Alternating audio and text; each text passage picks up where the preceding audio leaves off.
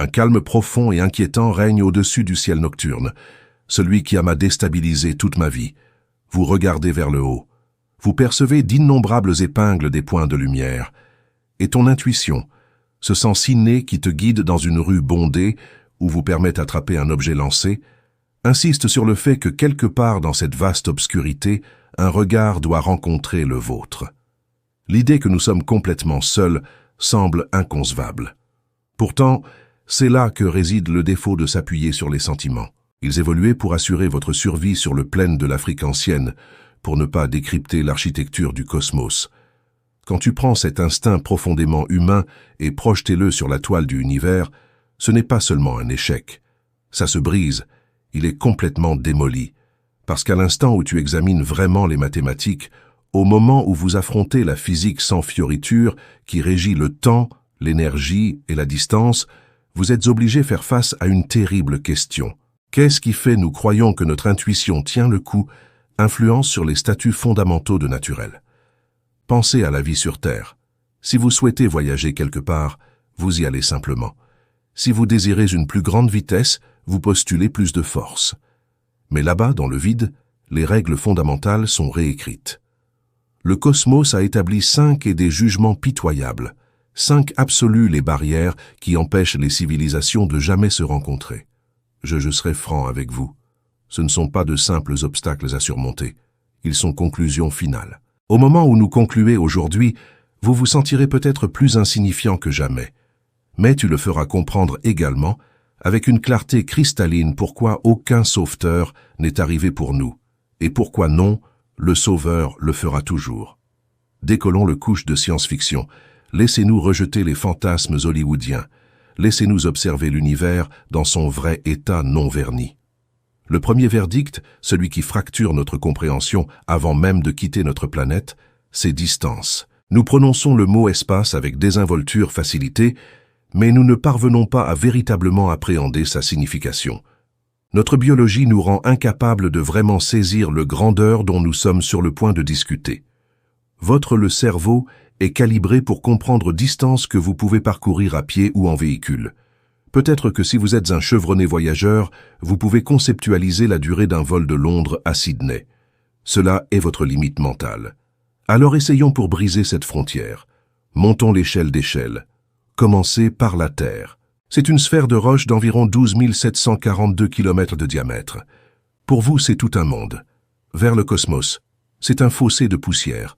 Vous pouvez le contourner par voie aérienne sous 2 jours. C'est un domaine compréhensible. Maintenant, prenez du recul. Notre Soleil est assis environ à 150 millions de kilomètres.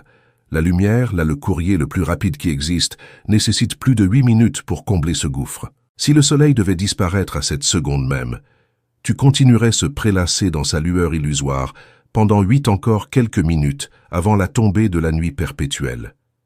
C'est un vide que tu peux encore, d'une manière ou d'une autre, mesurer au fil du temps. Mais franchissons maintenant la prochaine étape monumentale, l'étoile la plus proche de nous, pas un endroit éloigné galaxie, mais notre céleste immédiat voisin, Proxima Centauri. Il manque 424 à des années-lumière.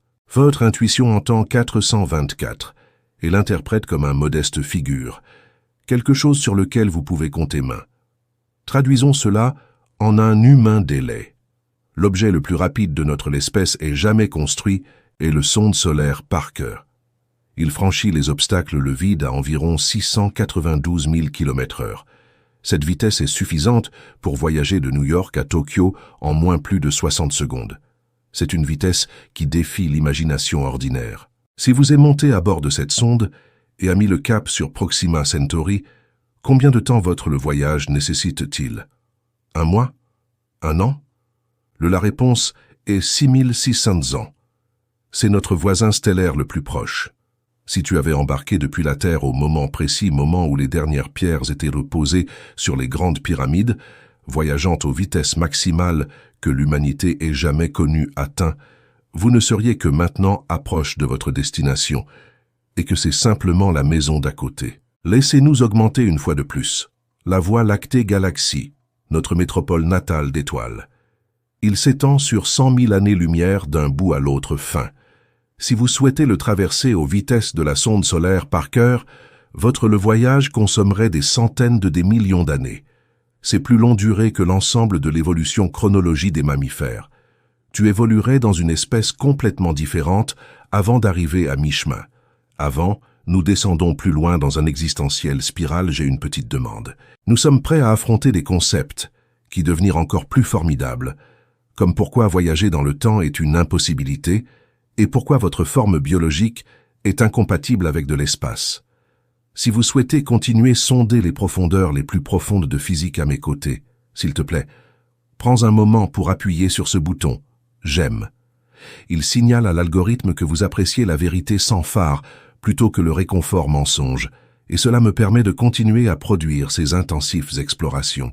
Très bien, nous avons établi que l'espace est incommensurable vaste. Mais tu penses peut-être, alors quoi? Nous devons simplement parvenir à de meilleurs résultats vitesse. Cela nous amène à la deuxième verdict, le verdict le plus impitoyable de tout, la vitesse de la lumière. La plupart des gens conceptualisent la vitesse de léger, environ 300 000 km/s, comme un obstacle technique semblable au son barrière. Nous croyions autrefois que nous ne pouvions pas voler plus vite que le son. Puis nous avons développé moteur supérieur et en effet nous avons surpassé ça. Par conséquent, nous avons sûrement simplement besoin d'un moteur plus avancé pour percer le barrière lumineuse. Correct? Incorrect. La vitesse de la lumière n'est pas une ingénierie limitation. C'est un pilier structurel de la réalité elle-même. C'est la vitesse de causalité. C'est la vitesse maximale à qu'un événement survenant ici peut influencer un événement qui s'y produit. C'est là que réside le piège. Dans notre quotidienne expérience, si vous poussez une voiture, cela accélère. Si vous le poussez 2 fois la force, elle accélère proportionnellement plus. C'est une pensée linéaire. Cependant, à mesure que vous approchez de la limite de vitesse cosmique, la physique abandonne la linéarité. Cela devient asymptotique. Lorsque vous propulsez un objet vers des vitesses plus élevées, il gagne de l'énergie cinétique. Mais alors que vous approchez de cette limite ultime, un phénomène bizarre se produit. L'énergie vous dirigez vers le vaisseau spatial cesse d'augmenter considérablement sa vitesse et au lieu de cela, commence à le faire efficacement plus lourd en termes de masse relativiste. Plus vous poussez fort, plus avec véhémence l'univers résiste. Pour propulser un vaisseau spatial possédant une masse à 100% de la vitesse de la lumière ne demande pas beaucoup d'énergie, mais énergie infinie. Je ne le fais pas signifie toute l'énergie contenue dans notre Soleil. Je veux dire un littéralement sans fin quantité. Il n'y a pas assez d'énergie dans l'intégralité de l'observable univers pour accélérer un seul grain de sablé à la vitesse de la lumière. C'est un mur vertical infranchissable. Vous pourriez atteindre 90%, peut-être 99%, voire 99,99% si vous dépensez l'équivalent d'une galaxie en carburant, mais tu ne traverseras jamais sa seuil. Par conséquent, lorsque les gens demandaient pourquoi les extraterrestres ne peuvent pas simplement voyager ici plus rapidement, la réponse est élémentaire parce que c'est impossible. Il n'est pas pertinent s'il s'agit d'un type 3 civilisation qui consomme des trous noirs pour la subsistance. Ils habitent toujours le même univers que nous. Ils doivent encore obéir aux lois d'Einstein. Cela conduit directement au cauchemar pratique de voyages interstellaires. Supposons que vous acceptez cette limitation de vitesse universelle. Vous décidons bien, nous voyagerons à un simple 10% de la vitesse de la lumière. C'est tranquille pour le cosmos, mais incroyablement rapide en nos normes. Ceci nous présente le troisième verdict, l'énergie et la tyrannie de l'équation de la fusée. C'est le verdict qui vraiment annihile le rêve. Il ne s'agit pas philosophie, il s'agit de la jauge à carburant. En 1903, Konstantin Tsiolkovsky dérive l'équation de la fusée. Cela peut sembler banal, mais c'est sans doute le plus formule impitoyable dans l'histoire. Il déclare ce qui suit. Pour propulser un navire, vous avez besoin de carburant. Cependant, le carburant possède masse. Par conséquent, pour déplacer le carburant qui va propulser le navire, vous avez besoin de carburant supplémentaire. Mais ce carburant supplémentaire a aussi une masse. Donc, vous avez besoin d'encore plus carburant pour déplacer le carburant supplémentaire nécessaire à déplacer le carburant d'origine. C'est une malédiction exponentielle. Illustrons avec un scénario concret. Imaginez-vous souhaiter expédier un navire au lieu le plus proche étoile, dans une vie humaine, disons 40 années. Vous devez accélérer jusqu'à une fraction respectable de la vitesse de la lumière. Et alors, c'est l'élément souvent négligé. Vous devez décélérer et arriver. Vous devez vous arrêter. Ceci implique que vous devez transporter tout le carburant nécessaire à la manœuvre de freinage sur cette immense distance, tandis que, accélérant simultanément, cela coupait le carburant pendant tout le voyage. Si vous effectuez les calculs à l'aide de notre meilleure fusée chimique contemporaine, les masses de carburant nécessaires pour accélérer un seul humain à Proxima Centauri à l'intérieur, un délai plausible, dépasserait le masse de tout l'univers observable. Très bien, passons à la mise à niveau. Employons fusion nucléaire. Nous ne l'avons pas maîtrisé encore, mais imaginons, même avec propulsion à fusion, pour envoyer un modeste navire à une étoile voisine, le vaisseau doit être presque entièrement constitué de carburant. Nous parlons d'un réservoir de carburant volant, taille de l'Empire State Building, tout pour livrer une charge utile pas plus grande qu'un grille-pain. Et l'antimatière, c'est la source d'énergie ultime. Correct? L'antimatière représente le plus puissant carburant connu. Un seul gramme pourrait anéantir une ville, mais voici le attrapé. Nous fabriquons de l'antimatière accélérateur de particules, atome par atome minutieux. Cela coûte des milliards de dollars pour produire quelques nanogues. À synthétiser suffisamment d'antimatière pour alimenter un vaisseau spatial, il faudrait l'exploiter, toute la production d'énergie de l'homme-civilisation, depuis des millions d'années seulement, pour un seul remplissage du réservoir. Rappel, l'univers fonctionne de manière impitoyable, analyse coûts-avantages. Même si la civilisation est suffisamment avancée pour exploiter l'énergie d'une étoile, un Dyson société au niveau de la sphère, ils sont également suffisamment avancés pour effectuer le mathématique. Ils scruteraient l'énergie dépense nécessaire à l'envoi d'une entité biologique fragile, ou un robot pour une petite planète bleue à 10 000 années-lumière lointain. Et ils concluraient que c'est une mauvaise allocation catastrophique des ressources. Pourquoi incinérer des étoiles valant de l'énergie, visiter une planète qui pourrait ne contenir aucun intérêt, quand vous pourriez l'utiliser l'énergie pour construire une utopie virtuelle au sein de votre propre système stellaire? Avancer les civilisations ne sont pas seulement puissantes, ils sont extrêmement efficaces. Le voyage interstellaire est la définition de l'inefficacité. Mais supposons ils sont obstinés. Supposons qu'ils possèdent ressources infinies et ignorer les lois de l'efficacité. Ils lancent le navire. Maintenant, ils affrontent le 4e jugement.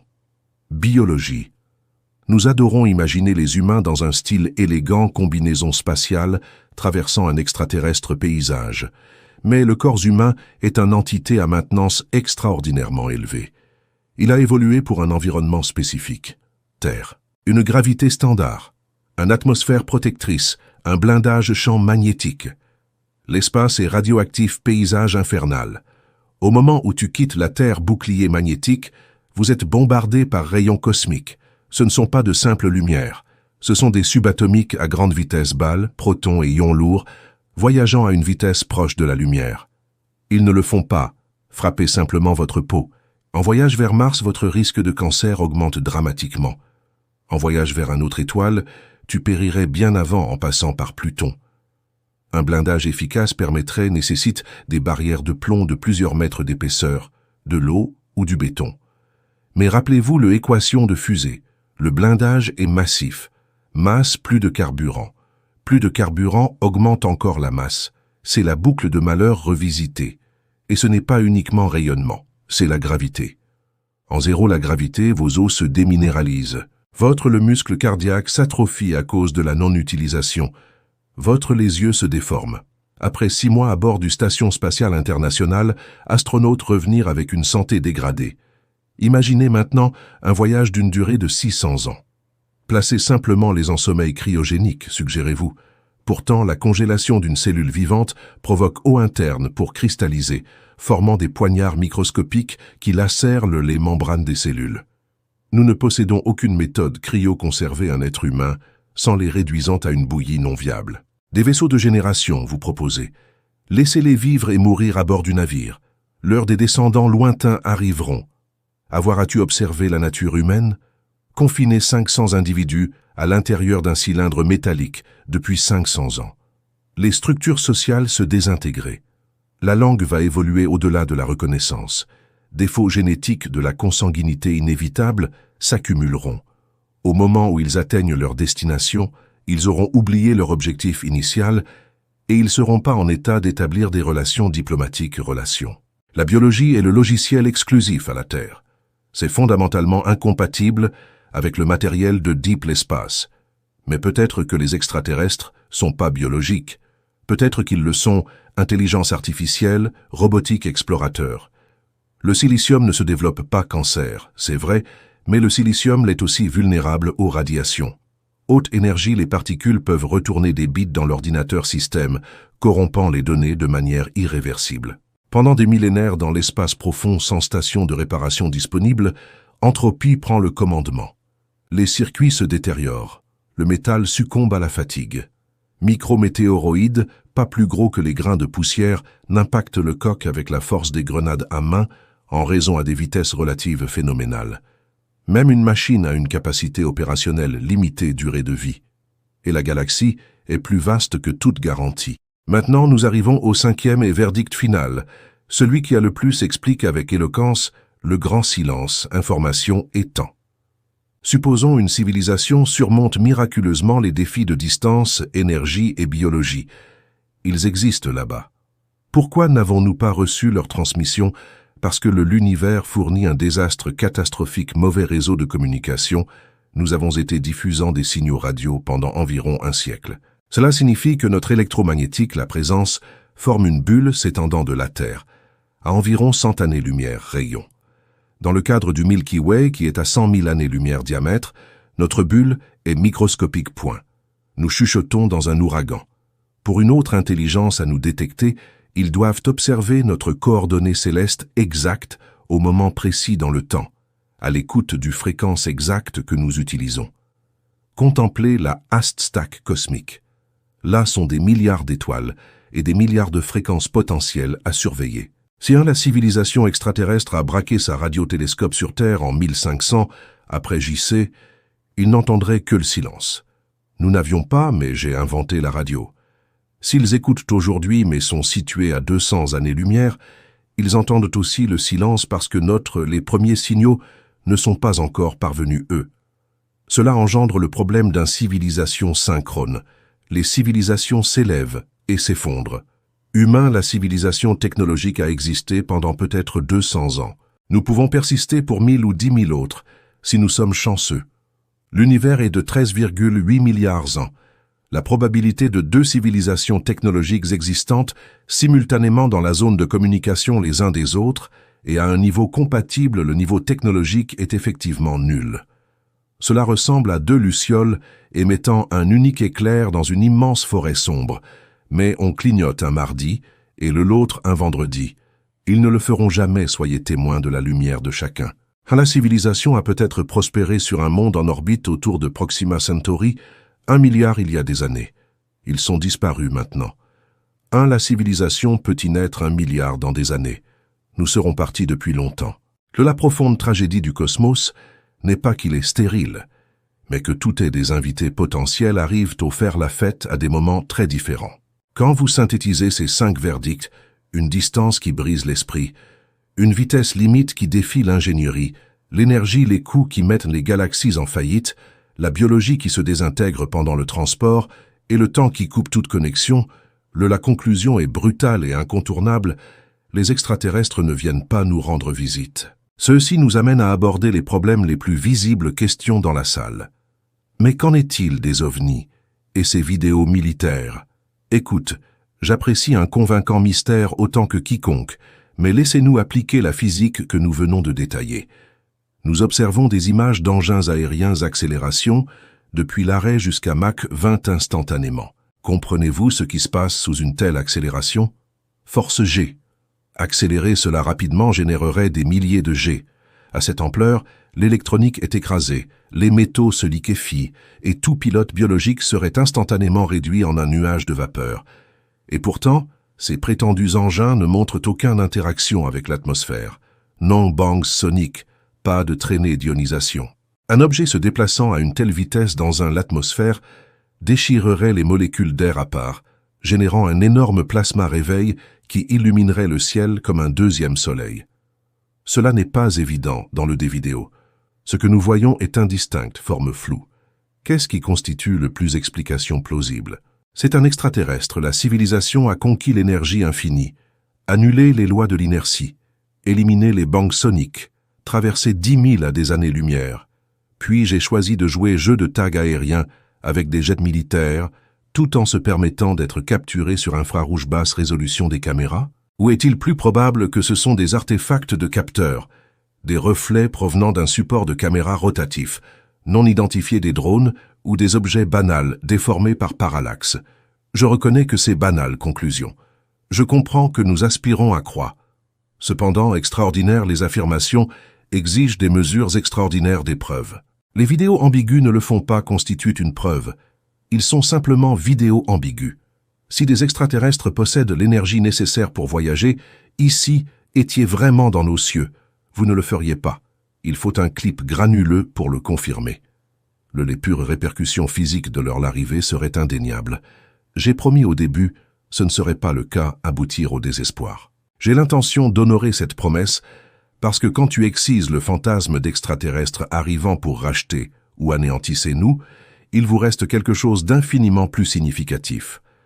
Nous sommes obligés de considérer l'univers tel qu'il est réellement. Un royaume gouverné par loi, un domaine de structure complexe. Réfléchissez à cela. Si la vitesse de la lumière n'était pas une limite absolue, la causalité s'effondrerait. Les effets pourraient précéder leur cause. Le cosmos descendrait dans un désordre chaotique où cohérent l'histoire ne pouvait pas exister. La même réglementation qui nous confine à nous, la communauté stellaire, est la même règle qui permet aux étoiles de brûler progressivement. Les atomes se regroupent et la vie se met en place. Évoluer progressivement. Le silence de l'univers nous oblige à mûrir. Cela force la prise de conscience qu'aucun sauveur extérieur arrivera pour rectifier notre climat crise, nos conflits ou notre situation économique disparité. Nous sommes les seuls gardiens ici. Cet orbe bleu fragile est notre unique canot de sauvetage, et il existe un profond la beauté dans cet isolement. Cela nous rend inestimables. Si l'univers était animé de vaisseaux spatiaux comme dans la science-fiction, la Terre ne serait qu'un espace cosmique, air de repos. Mais dans un univers de calme accablant, la Terre est un miracle à couper le souffle. La vie est une impossibilité statistique que néanmoins eut lieu. Nous sommes l'univers s'éveille et regarde en arrière lui-même. Et nous ne cessons pas notre recherche. Nous ne faisons que le peaufiner. Nous désormais à la chasse aux signatures techno, le chaleur perdu d'un hypothétique Dyson Sphere, les brefs éclairs de délibération communication laser. Nous écoutons les étoiles ne sont pas avec le désespoir d'un perdu enfant, mais avec la patience disciplinée d'un scientifique. Nous ne serions peut-être jamais la main avec un être extraterrestre. Nous pouvons ne partager jamais une boisson avec un extraterrestre cantine. Pourtant, nous partageons la même physique. Nous sommes composés de la même étoile débris. Les atomes de carbone dans ta main et les atomes de carbone dans certains extraterrestres, les appendices ont été forgés dans le même fourneau stellaire cataclysmique. Nous sommes connectés non pas par un vaisseau spatial, mais par le statut fondamental immuable de naturel. Par conséquent, la prochaine fois que vous regardez vers le ciel nocturne et sentir cet immense silence écrasant, ne succombez pas à la solitude. Ressentez un sentiment de privilège. Nous sommes présents. Nous nous efforçons de comprendre. Nous sommes le résultat apparemment impossible d'une loterie cosmique de 13,8 milliards d'années. Et pour l'instant, cela suffit. Nous devons accepter les verdicts. Distance, temps, énergie. Mais nous ne sommes pas obligés d'accepter l'ignorance. Continuez à chercher vers le haut. Continuez à poser le difficile question. Et rappelez-vous, l'univers n'est pas redevable de réponse. Ce qui fait la quête de tout comprendre, plus cela a de sens. Si vous avez « j'ai voyagé avec moi jusqu'ici », tu es à ta place à la petite fraction qui véritablement se soucie des vérités profondes. Si tu souhaites pour m'accompagner lors de la prochaine exploration, où nous déconstruisons la réalité pour examiner sa mécanique, veuillez vous assurer que vous êtes abonné. Persistons dans l'exploration, le silence ensemble. Je te verrai dans le prochain.